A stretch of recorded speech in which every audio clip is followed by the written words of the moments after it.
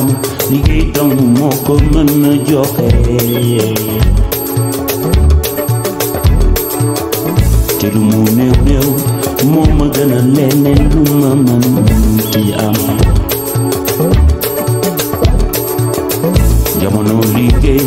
jamono liggéey la mu nekk liggéey war na góor war na fii ci liggéey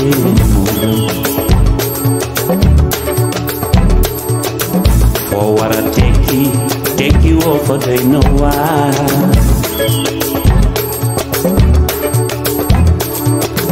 nekk ci palaas war a liggéey te liggéeyoo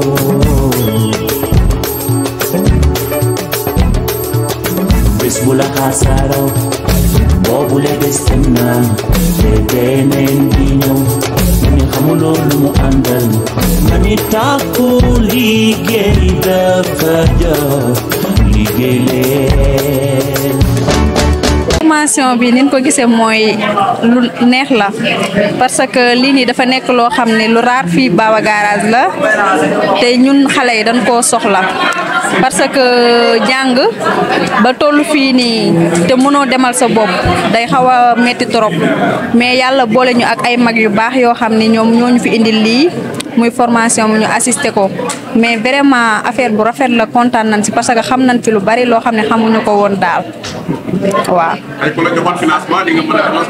waaw vraiment li ma fi jàngate moom ku ma bàyyil ma demal sama bopp. waaw ginnaaw bi ñu la nuyoo ñu ngi lay remercier ci sa teewaay quoi waaw weekend de la jeunesse bi je pense que tey mooy deuxième édition bi ren mooy deuxième édition bi biñ ko dalee teeweeg léegi mu nekk benn journée boo xam ni une journée enrichissante parce que bari na module yoo xam ne ñu ngi ko fi développé quoi lu ci mel ni ay entrepreneuriat développement personnel employabilité surtout côté boobu noonu parce que léegi jeunes yi dañuy jàng ba pare mooy loolu pour ñu trouver emploi day xaw a jafe surtout côté employabilité bi dina la mën a permettre aussi tamit aspect financier bi aussi développé nañ ko ren de trop c'est-à-dire que tey boo amee sa xaalis naka nga ci mën a fexe ba denc si dara naka ngay mën a fexe tamit ba mu juralaat la dara quoi mu fekk ñuy def ay approche yoo xam ne si ñu koy def ay approche proactive yoo xam ne si tey dina la mën a permettre bu ëllëgee nga mën a demal sa bopp en tout cas formation la boo xam ne si bu am solo la ren moo doon deuxième édition bi fekke woon nañ ko daaw ren aussi tamit te xam naa ni chaque at day gën a avancer incha allah ok merci. Vraiment kii formation bi am na solo parce que assisté nañ démb première journée bi bon gis nañ fi aussi tamit lu am njariñ parce que jànge nañ fi te bu ñuy heure su ñuy dem aussi tamit dinañ yóbbaale bon lu ma si gën a neex aussi tamit surtout tey première cours bi njëkk a def am na solo trop parce que madame bi jàngal nañu lu bari mu laaj concentration aussi tamit ñuy sant ñi nga xam ni ñoo taxawal lii nii ku si mel ni comme El Hadj Dioune ak bureau bi mu ko àndal di ko rafetlu trop parce que am na solo vraiment dañ ci am contentement di ñaan yàlla lépp loo xamante ne aussi moom lañ ci bëgg mu yombalal ñu ko parce que ñun ay élèves lañ ñenn ñi ay étudiants lañ tey jii nii yu mel ni yu si bari daf ñuy arranger ñu xam tey jii nii li nekk suñ kanam bon cours yi ñuy def am na solo parce que ñun ñu ngi siy jàng bon boo gisee li tax tamit ñu siy gën a concentré wu parce que mën nañ ñi li nekk suñ kanam yëpp lu si bari ñoom wax nañ ñu ko lu si mel ni ay recherche de travail maanaam emploi recherche d'emploi yu si bari ñoom leeral nañ ñu ko ëllëg dinañ xam tamit yoon bi ñu mën a jaar pour réussir suñu mission parce que tey képp kuy élève di jàng bon war nga mën a am objectif war nga mën a xam aussi li nga bëgg mais nga xam yoon bi moo ci ëpp solo. di la nuyu d'abord Mbaye Bara di la jaajëfal journée bi am na importance vraiment parce que boo xoolee module yi ñu fi def démb ak léegi mu jëm si wàllu entrepreneuriat ak éducation financière ak technique de recherche d'emploi mu nekk ay modules yu am solo surtout instant bi ñu toll nga xam ni liggéey dafa xaw a jafe soo koy wut nga am ay compétences xam ni nga koy wutee am na solo trop quoi. lu jëm si éducation financière également ñu jàngal nit ñi nan la ñuy économiser naka la ñuy fexee ba li nga xam ne ñi ngi koy gagné ñu mën si denc as tuut pour ëllëg mu mën leen jàppale mu nekk ay modules yu am solo. ñu jëmaat si yeneen modules yu mel ni oratoire naka la ñuy jëlee prise de parole mu nekk ay modules yoo xam ni dañ koy soxla pour le moment parce que nekk na lu am solo tamit également. asalaamaaleykum tout d'abord maa ngi lay nuyu bu baax di remercier ñi nga xam ne ñoo initié weekend bi mu El Hadj Thioune ak waa Positif impact positif maa ngi leen di nuyu di leen remercier parce que lii dafa nekk lu am importance man assisté naa ko daaw gis naa ci ay njariñ ren aussi ma assisté waat ko mu nekk loo xam ne day dimbali jeunes yi ci seeni formation ak nan la ñuy fexe pour am seen emploi ak leneen lettre de motivation et autres mu nekk lu am importance surtout ci jeunesse Baba Garage. bien sûr bu ma joxoon financement dinaa xam ni ma koy gérer dinaa xam ni may gérer sama temps dinaa xam aussi ni may gérer samay emploi macha allah non parce que daaw jàng naa ci lu bëree bëri maa ngi ko doon jëfee ren aussi moo taxaat ma ñëwaat fii du ma jeune mais quand même gis naa ci njëriñ sur toutes les formes vraiment. ok Mbaye merci beaucoup. waaw réaction bi ñu ci mën a gis mooy gars yi waaw ñoom ñu fi ñëw nii waaw lii def nañ liggéey bu am importance waaw parce que ñun ñuy teew fii ñun ñëpp jëlee nañ fi des informations waaw yu am solo quoi waaw depuis si boobu ba léegi ñoom fi tamit di xaar mais rëccu ñu lañ fi ñëwee quoi ñoom ñu fi ñëw toog suñu kanam waaw ils nous ont bien informés waaw loolu la ko organisé tamit waaw ils ont bien fait leur boulot waaw ils ont bien fait leur boulot c'est ça que je pouvais dire quoi ils ont bien fait leur boulot c'est ça ok. gis naa ne vraiment neex na aussi gis naa ne vraiment neex na aussi am na njariñ neex na aussi am na njariñ maam jàngat naa si nan laa war a doxale samay business ak yooyu noonu quoi lu si bari maam jëlee naa si formation bu bari aussi yeewu naa si moo loolu waaw am na njariñ lool nii tey ku ma joxoon fonds financé ma naa mën a gérer samay propre business daal fond bu dëgër waaw ma financé ku ma financé woon naa si maam moo loolu daal ku ma financé woon daal naa mën a doxal sama bopp waaw ok. Là, vous ramenez. Là, vous ramenez. On fait du droit au milieu. Derrière, c'est pas si vous suivez là. S'il vous plaît, s'il vous plaît, s'il vous plaît. S'il vous plaît. On est là. 1, 2. 1, 2. 1, 2. 1, 2. 1, 2. 1 devant. 2. 1, 2. 1, 2. C'est bon. Vous avez fermé. On est là. On est là. Non, là. Vous êtes là. S'il vous plaît, devant. Voilà. Donc, on ferme, on ouvre. Vous fermez, vous ouvrez. Vous fermez, vous ouvrez. Vous fermez, vous ouvrez. Vous fermez, vous ouvrez. Vous fermez, vous ouvrez. Et vous êtes là. Allez, voilà. On est là. Les bras ballants, on est là. Vous fermez le point, vous ouvrez. Vous fermez le point, vous ouvrez. Fermez, ouvrez. Fermez, ouvrez. Fermez, ouvrez. On revient là. On va applaudir. Au niveau du buste, on va applaudir 3 fois. Au niveau de la poitrine, on va applaudir 3 fois. Au niveau du front, on applaudira 3 fois. C'est bon? Oui. Allons-y. C'est 7 fois 3. Ça fait 21. On doit avoir 21 coups de classe. C'est 3 étapes, 7 fois à chaque niveau. Donc ici 7, ici 7, ici 7. Ça fait 21. Voilà. C'est bon? Oui.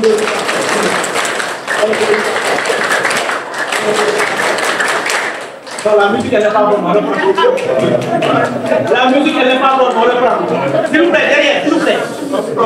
En fait, on ne rigole pas, vous verrez. Quand il y a de l'harmonie, vous-même vous saurez qu'il y a de l'harmonie. Et quand vous faites de la communication, on a besoin également que vous soyez cohérents. Donc il n'y a pas de détails. Tout ce qu'on fait, ça a sa raison d'être. Alors, encore une fois, on reprend jusqu'à 7 et 7, 21. Je veux bien une bonne musique, mélodie. C'est bon? Allons-y.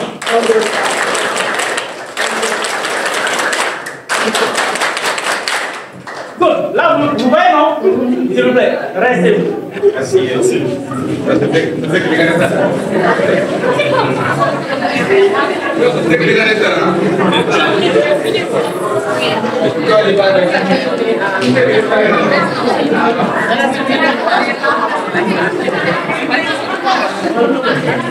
Alors,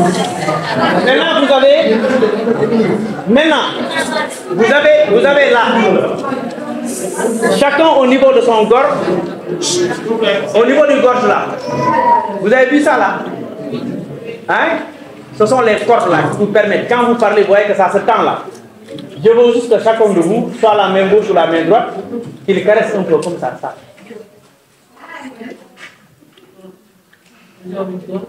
Alors, tu sens quoi? C'est tout, non? Voilà. Mais ne dormez pas. Il faut juste caresser en fait les cordes. Voilà, avec délicatesse. C'est ça. C'est bon, on peut là. Voilà. Maintenant, on va finir par un dernier exercice. Oui.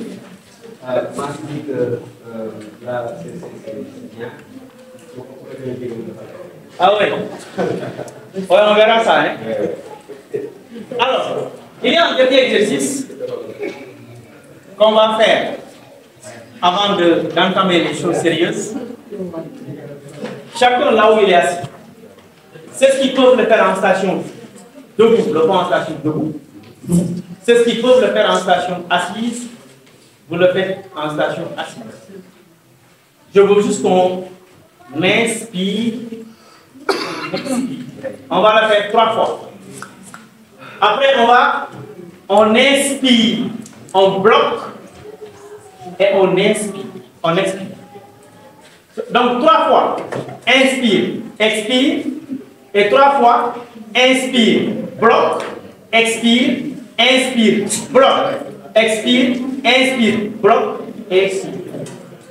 Donc ceux qui pensent qu'il faut le faire en station debout, vous mettez debout. Ceux qui pensent qu'il faut le faire en station assise, vous le faites en station assise. C'est bon? Alors, à mon go, on part. Donc, on inspire, on expire. Donc je veux le là. Allons-y.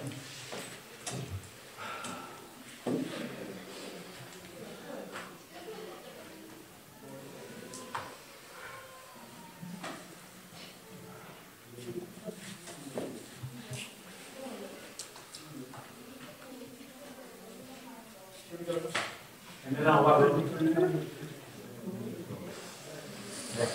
vous bloquez. Vous libérez. En fait, ne touchez pas, essayez de bloquer. On reprend.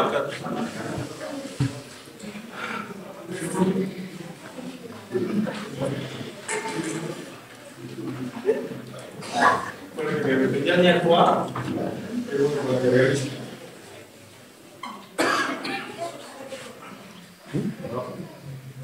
Merci. Alors, ce qu'on vient de faire, on reviendra sans doute dans vos exercices. Moi, je m'appelle M. Diallo. Moussa Seydou Diallo. Je suis chef de division migration et des accords d'échange de main-d'œuvre à la direction de l'emploi, au ministère de l'Emploi, de la formation professionnelle et technique. Et je voudrais que chacun de vous fasse autant. Et le cours commence. Moi, c'est professeur.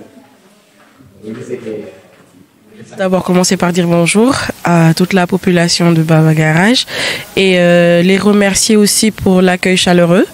Et nous avons remarqué donc la motivation des jeunes à être accompagnés donc dans la montée en compétences et étant donné que le rôle l'un des rôles donc principaux de la direction de l'emploi, c'est d'accompagner la jeunesse du Sénégal afin qu'elle puisse s'améliorer en termes d'employabilité et pour que l'insertion soit plus facile et l'accès à l'emploi. Oui, pourquoi pas. Donc, je sais qu'on va revenir encore et encore parce que c'est un partenariat qui a été très fructueux. Déjà, c'est une collaboration qui est passée crème, d'accord. La population était intéressée et la direction de l'emploi aussi a noté que c'est quelque chose qui peut nous aider nous-mêmes dans l'amélioration de nos chiffres à l'intérieur du Sénégal. Positive Impact, donc on va dire que c'est un partenariat qui s'est noué à travers une rencontre qu'on avait faite au niveau d'un forum. Ils ont été intéressés par nos prestations. Ils se sont rapprochés pour voir s'il y avait la possibilité de faire bénéficier à la jeunesse de Baba Garage de ces mêmes formations. Étant donné que la direction de l'emploi est là pour toute la jeunesse sénégalaise, ça a été validé par notre directeur, M. Babacar Sy, donc pour un appui technique, raison pour laquelle nous avons été là pendant tout le week-end. Et je pense que ça a été très fructueux pour les jeunes de Baba Garage. Simplement au niveau de la bouche, non. C'est tout le corps qui parle. Et à un certain moment donné, vous allez... Bon, une réaction de satisfaction. D'abord, je vais me présenter. Je suis El Hadj Thioune, président de l'association Positive Impact. Bon, j'allais dire une réaction de satisfaction, vraiment, parce que ça s'est passé peut-être pas comme on l'aurait voulu, avec vraiment le décès de notre frère Abdoulaye. Vraiment, nous prions Dieu pour un repos éternel de son âme. Mais dans le contenu, ça a été vraiment des journées riches en formation et en partage. Et vraiment, la jeunesse de Baba Garage a répondu présent parce que la jeunesse a compris que c'est vraiment des activités pensées pour elle et qu'elle devait être là, profiter au maximum de cette offre de formation très riche en compagnie de nos amis de la direction de l'emploi. C'est magnifique de recevoir la direction de l'emploi, une direction nationale, une direction en charge de la politique de l'emploi au niveau du Sénégal, qui, être inscrit dans sa plateforme, est quelque chose de très important, de très bénéfique, parce qu'avec la convention État-employeur privé, les employeurs privés puissent directement dans la base de données de la direction de l'emploi. Avoir des attestations signées par la direction de l'emploi est quelque chose d'intéressant, de très important, parce que ça valorise un CV, ça valorise un parcours. Donc les avoir ici à Baba Garage, bon, et je pense que ce n'est que le début d'une longue collaboration, mais c'est très très important et très bénéfique pour notre jeunesse. Bien sûr que oui, bien sûr que oui. En fait, notre seul problème, c'est que parfois, on n'a pas les moyens de nos ambitions. Parfois, on veut faire beaucoup de bonnes choses, mais on n'a pas les moyens de l'ambition que nous avons pour cette jeunesse-là, qui a besoin d'accompagnement. Je l'ai dit hier dans mon allocution. C'est une jeunesse très ambitieuse, très courageuse, très rigoureuse, qui fait beaucoup d'efforts. Nos résultats au BFM, au bac, sont parfois, font partie des meilleurs résultats. Mais parfois, à l'université, nos enfants peuvent avoir des problèmes parce qu'ils n'ont pas été préparés en termes de développement personnel, en termes de maîtrise du monde, en termes d'ouverture, etc., etc. Donc ces soft skills-là dont ils ont besoin, c'est cela que nous, on veut aller chercher partout où ils se trouvent pour venir offrir ça à ces gens de Baba Garage. Mais parfois, les moyens peuvent faire défaut. Peut-être c'est l'occasion, si vous permettez, de remercier les partenaires qui nous ont aidés dans le cadre de cet événement-là. Ils ont été quand même nombreux à être démarchés, à être contactés, mais il y en a vraiment qui ont répondu positivement à notre appel. C'est d'abord vous, 2BG TV. Vraiment, vous êtes là pour la jeunesse de Baba Garage. Mais derrière aussi, il y a des partenaires comme la direction de l'emploi que nous ne cesserons jamais de remercier pour vraiment son assistance, sa présence, son apport technique et tout ce qu'elle a pu faire pour accompagner cette jeunesse. Je ne veux pas oublier BMCC, la mine, qui ont été là, vraiment qui nous ont accompagnés. Il y a aussi Jaina, STA, il y a vraiment des gens qui nous ont aidés à offrir cette formation-là à cette jeunesse de Baba Garage-là. même si, comme j'ai dit tout à l'heure, tout ce qu'on veut faire, vraiment, on n'a pas les moyens de cette ambition-là, mais on a beaucoup d'idées pour cette jeunesse-là. Le week-end bu neex la woon vraiment niñ ko xalaatee woon si déroulement yàlla dogal na ni demeewul noonu ndax tiis bu ñu fi dab suñu frère bu baax Abdoulaye Fall wàcc ci liggéey mais on a pu quand même lépp lu doonoon folklore luñ prévoir ñu annuler ko mais formation yi nga xam ne bon jàpp nañ ne nit mën nga toog sax si salle bi si formation bi di ñaanal ku fi bàyyeekoo dara yooyu ñu maintenir ko puisque suñu partenaires yi nga xam ne mooy waa direction de l'emploi ñi ngi woon déjà ci dëkk bi déplacé woon nañ financé nañ woon jëndoon ay lekk ak yëpp donc ñu ne daal li nga xam ni comme du mbumbaay dara mënoon nañ ko continuer def ko rek ñi nga xam ne jot gi may na leen ko ñu ñëw waaw wax dëgg yàlla nag loolu tax na ba nombre bi ñu doon xaar ñëwul waaye nag ñu bari ñëw nañ participer ndax journée yi am solo bu mu am solo. ndax lii rek ngeen nësër wala nësër ngeen leneen. nësër nañ lu bare surtout pour lycée bi ak école élémentaire bi parce que bëgg nañ vraiment ñu suñu cœur de cible jeunesse bi la. donc mébét nañ ci année scolaire bi ñu ñëw fii def fi ay 3 wala 4 événements yoo xam ni day jëm ci formation accompagnement ak préparation ñi nga xam ne ñooy nekk di def examen.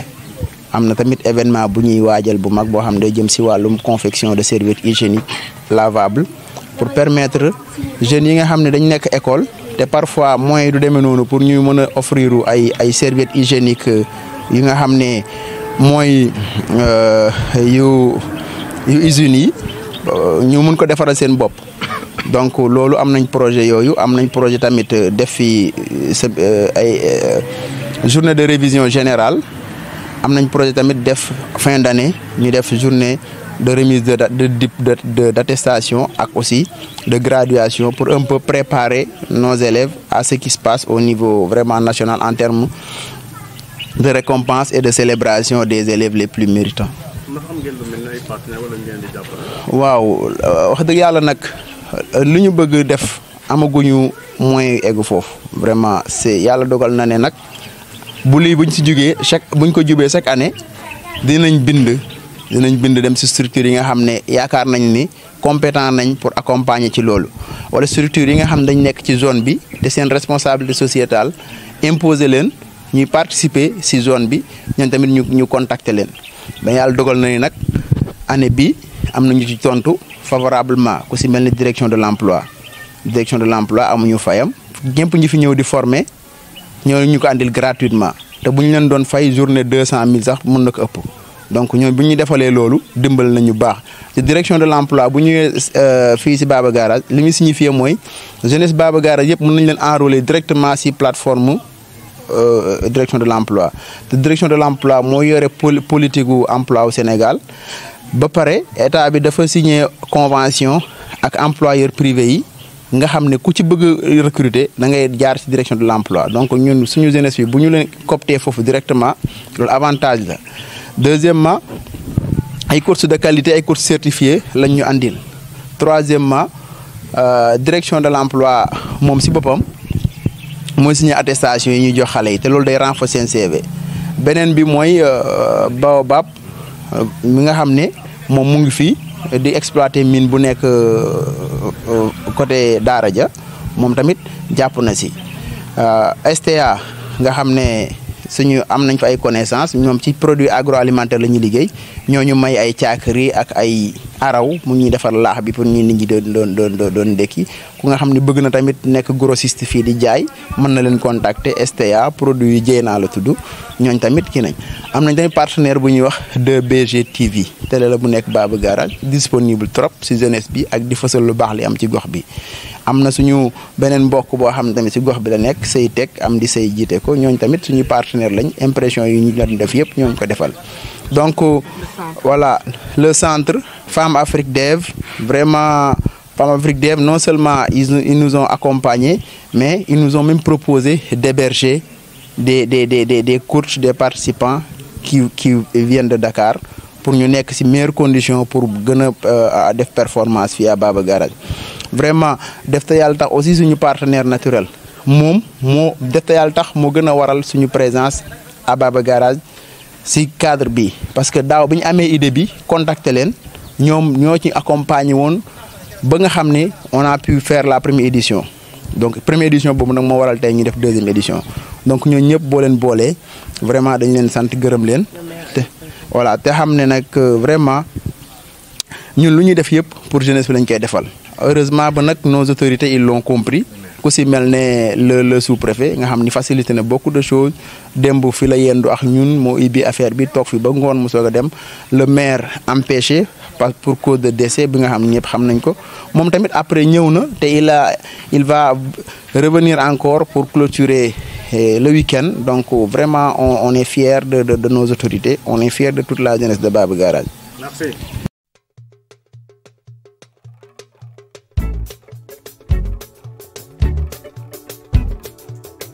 Teranga doomu Aadama liggéey dong moo ko mën a joxe te lu mu néew néew moo ma gën a leneen lu ma mënti am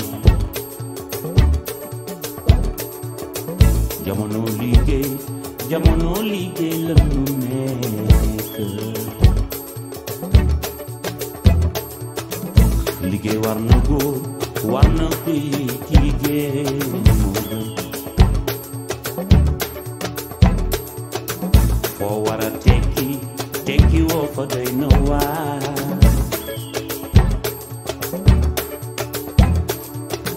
nekk ci palaas war a liggéey te liggéeyoo